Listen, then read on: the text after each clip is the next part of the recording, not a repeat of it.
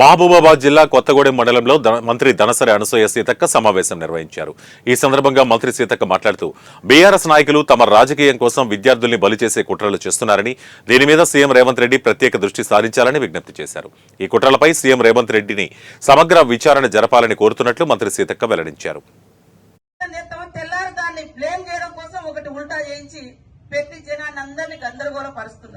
మీరు ఆలోచించండి, 10 ఏళ్లలో సంపద మన కాంగ్రెస్ అంటే అప్పుడు దిగిపోయేటప్పుడు 2014లో 16,000 కోట్ల లాభంతో ఇచ్చిన వాళ్ళకు గవర్నమెంట్.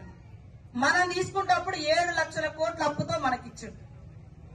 నెలకు వడ్డీలు కట్టుడు. అయినా కూడా జనానికి నష్టం చేయొద్దు, రైతులకు నష్టం చేయొద్దు, పిల్లలకు నష్టం చేయొద్దు, మహిళలకు నష్టం చేయొద్దని మహిళలకు కూడా ప్రత్యేకంగా వడ్డీ లేనటువంటి రుణాలు అయినా కూడా మాకు ఏ ప్రయోజనం, సొంతంగా ఆలోచన లేదు. ఏదున్నా సీఎం రేవంత్ రెడ్డి గారికి పబ్లిక్ మంచి చేయాలన్నటువంటి ఆలోచనతోటి పని చేస్తా ఉన్నాడు. కాబట్టే పిల్లలకు ఫస్ట్ ఉద్యోగాలు ఇవ్వాలని ఉద్యోగాలు ఇచ్చినాం.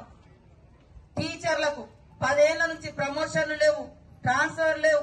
వాళ్ళకు కూడా ఐటీడీఏ టీచర్లు కానీ వేరే టీచర్లు కానీ ప్రమోషన్లు ఇచ్చినాం. పిల్లల హాస్టళ్లలో మరి మెస్ ఛార్జీలు పెంచడం, తినడానికి సరుకులు, మేము సరుకుల ఛార్జీ పెరిగిన కానుంచి గురుకులాలలో ఫుడ్ పాయిజన్లు ఎక్కువ అవుతున్నాయి. దాని వెనుక పెద్ద కుట్ర నడుస్తుంది అనేది స్పష్టంగా అర్థమవుతుంది. మేము కూడా సీఎం రేవంత్ రెడ్డి గారిని ఒకటే కోరుతున్నాం, అరే 1 కాలు 2 కాలు ఏదో పడ్డ